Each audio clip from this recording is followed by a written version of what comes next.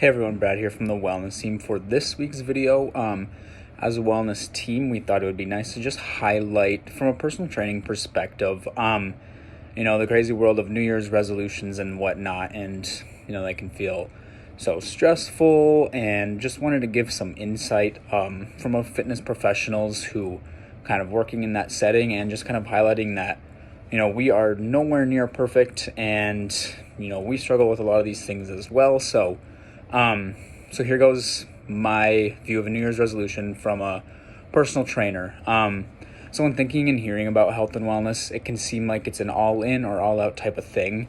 In a way, this can be true, but I think more so it's not true. To truly see and maintain those visual results we so often think of, you really do have to adhere to the lifestyle of intentional exercise and eating and focusing on achieving your goals. But is that truly 100% what good health is?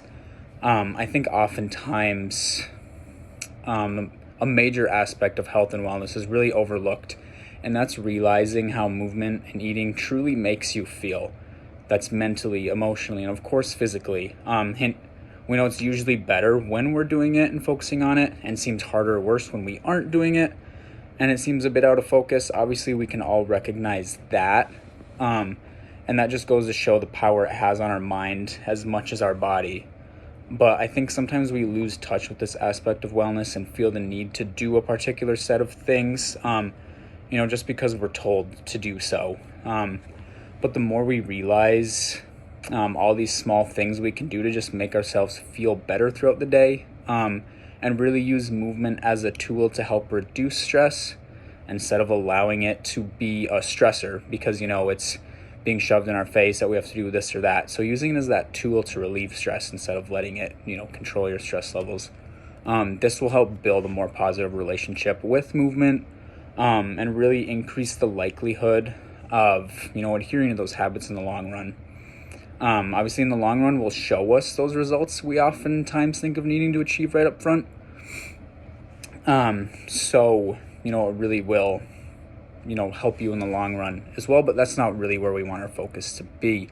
I believe it's not only about appearance and making progressions, but I think really learning to enjoy the process and finding those small ways to achieve healthy things each day. I, in my position, never like to tell people that they have to do a certain exercise or eat a certain way. More so just want to highlight the benefits of the positive actions and how those, may help us feel a little bit better.